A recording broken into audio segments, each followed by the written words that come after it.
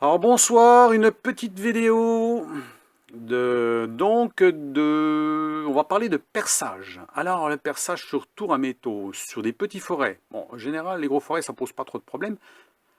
Bien sûr, il faut choisir la bonne vitesse, hein, bien sûr, hein, et surtout sur les petits forêts, il faut choisir la bonne vitesse aussi. Et souvent, on n'a pas des vitesses adaptées non plus.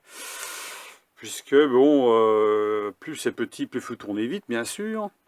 Et surtout, avancer pas trop vite, parce que si on avance vite avec des petits forêts, on les casse.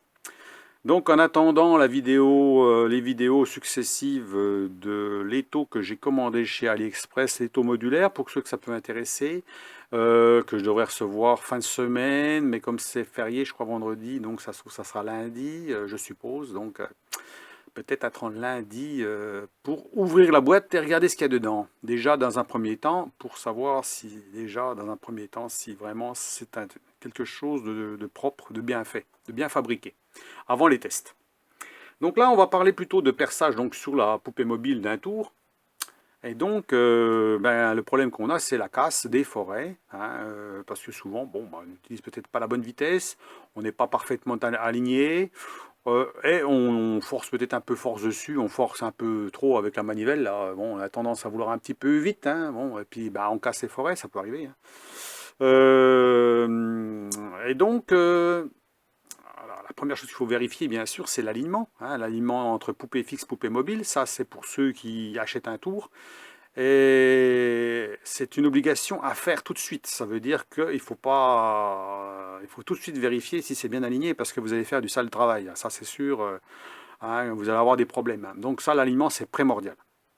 La vitesse de rotation, on ne peut pas faire grand-chose, on est limité. Hein, on est limité souvent à 1500 tours, 2000 tours. Moi, je suis jusqu'à 2000 tours, mais bon, des fois, il faut percer plus vite. Quand on perce des tout petits forêts, il faudra aller même plus vite. Et le troisième truc, c'est qu'on a tendance à peut-être aller un peu vite avec ça, puisque là, on ne sent pas son effort, en fait. Hein. C'est un peu comme une démultiplication.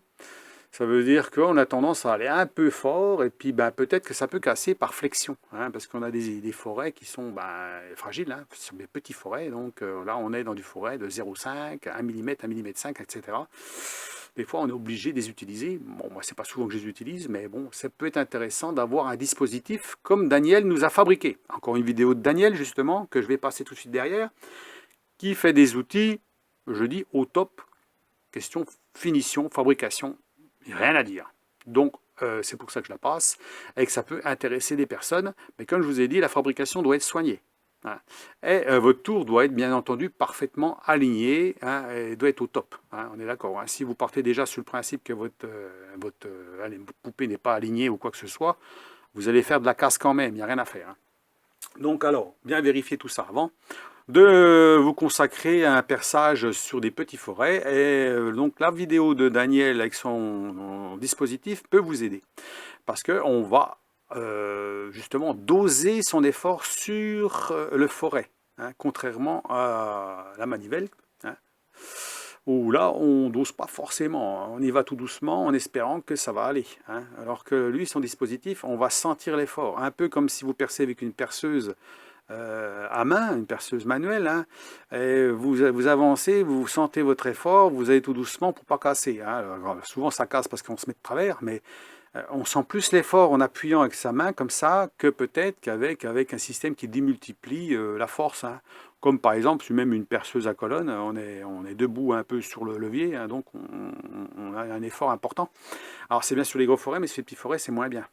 Donc alors, je vais vous passer la vidéo de son dispositif qu'il a installé sur son tour à métaux. Hein, donc, c'est encore un de ses petits outils. Hein, donc, avec son accord, bien sûr, pour passer la vidéo.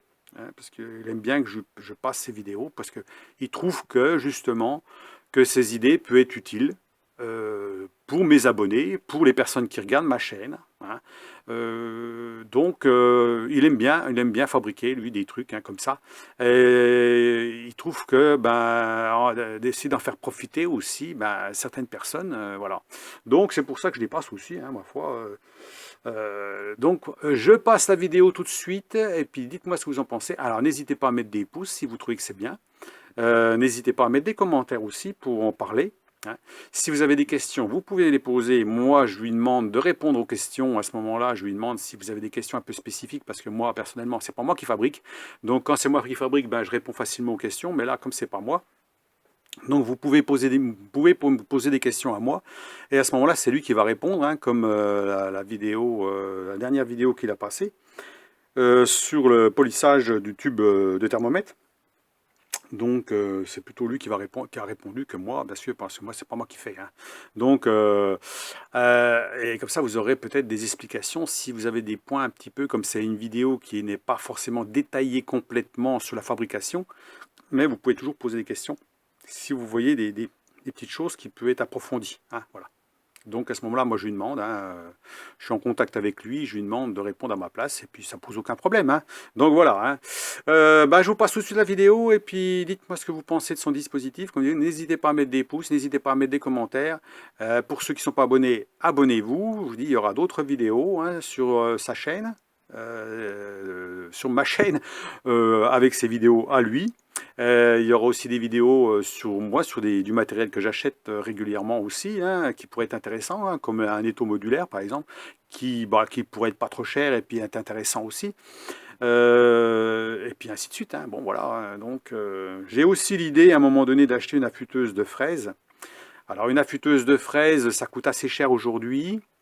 Ce serait surtout pour affûter des fraises qui vont jusqu'à 14 mm, parce que jusqu'au-dessus de 14 mm, ben, il est peut-être préférable de les faire affûter, parce que ça coûte pas trop cher par rapport au prix de la fraise. Par contre, en dessous 14, ben, de 14 à en dessous 14, ben, c'est pas la peine, les fraises vont à la poubelle, puisqu'automatiquement, ça coûte plus cher de les faire affûter, hein. Ça, on l'a vu l'expérience avec Christian qui nous a fait...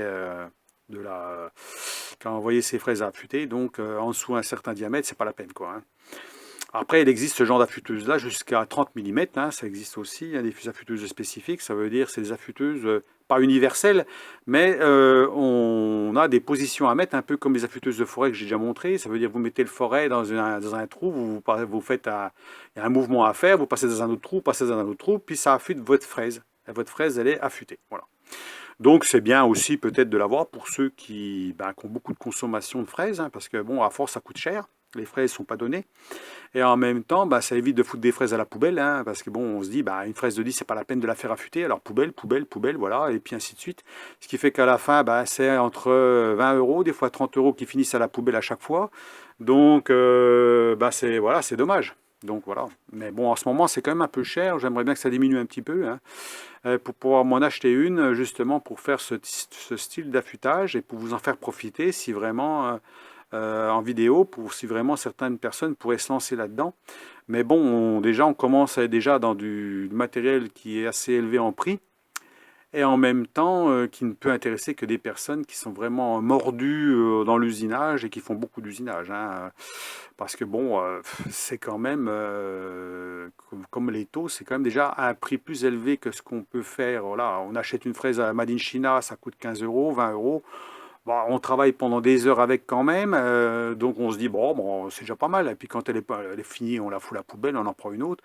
Ou alors on la fait affûter si elle est suffisamment grosse, hein. Et on travaille comme ça. Bon, après, ma foi, chacun, moi pour l'instant, j'en ai 4 ou 5 à faire affûter, mais ça ne m'intéresse pas, c'est des fraises de 10. Donc, voilà, donc petit à petit, je vais en avoir 10, 15, et puis ainsi de suite, hein. Donc voilà, puis à un moment donné, si j'ai une affûteuse, c'est 15 fraises que je vais avoir comme neuves, parce que c'est juste le bout en fait, hein. Vous avez le bout de la fraise, hein, qui s'abîme, pas le côté, parce que souvent le côté, on l'utilise beaucoup moins, on utilise surtout le bout. Et puis, au bout, on a des éclats, hein, si on utilise du carbure de tungstène. Et sur des fraises HSS, vous avez le tranchant qui s'use. Et puis à ce moment-là, ça coupe plus. Donc voilà, donc, surtout quand c'est des cas dedans, en plus, c'est pas facile à affûter, hein. Alors il existe des affûteuses universelles, mais il faut des accessoires pour affûter les fraises et tout. Et ça peut revenir très très très cher, hein. Donc à ce moment-là, nous, c'est pas pour nous, je pense pas. C'est plus pro, hein, donc on est d'accord. Donc je penserais plus à une affûteuse, un peu comme une affûteuse de forêt, voilà, comme j'ai montré, qui va très bien, hein, qui peut affûter. Alors moi je ne l'ai pas, j'avais commandé une pour une personne. On en voit certains, parce que moi j'arrive à les affûter quand même comme il faut. On peut voir comment que ça a affûté. Voilà. J'avais affûté toute ma boîte comme ça. Voilà. On voit comment que ça a affûté, hein, avec une affûteuse spécifique, hein. Donc là, on a un tranchant qui est parfait. Là, c'est du cobalt. Les forêts, c'est du cobalt. Alors, ça dure beaucoup plus longtemps. Et comme je les lubrifie régulièrement, bah, je les désaffûte pas, pour ainsi dire, hein. Alors, je les ai affûtés depuis longtemps et puis ils bougent pas. Donc, il faut mettre le prix dans les forêts, hein. Il ne faut pas hésiter parce que si on met le prix, d'abord, ils sont tranchants, hein. Si on met le prix, on les garde très longtemps et on les affûte pas souvent, hein. Maintenant, si vous mettez du pas cher, ben, vous allez tout souvent les passer à l'affûteuse, hein. Alors, on peut les affûter au touret, mais c'est difficile de les affûter comme ça, hein. Hein, à ce niveau-là, et surtout d'avoir une pointe qui soit bien centrée. C'est surtout ça le problème, hein, parce qu'à l'œil, c'est pas toujours facile de voir si on est bien centré. Et quand on est sur le tour, vaut mieux être bien centré, hein, quand on attaque.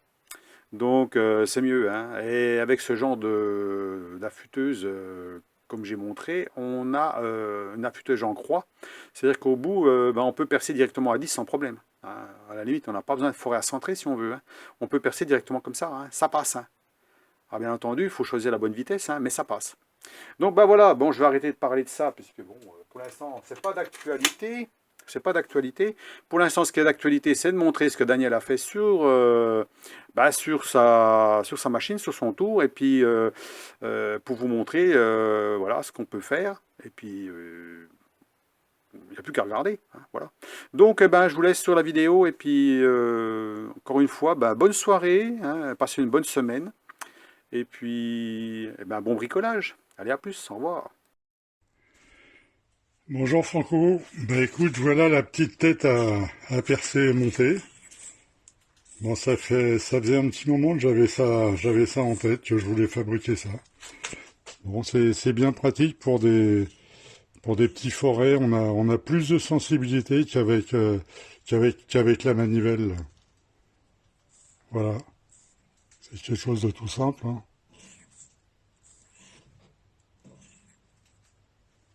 Je t'envoie ça Franco.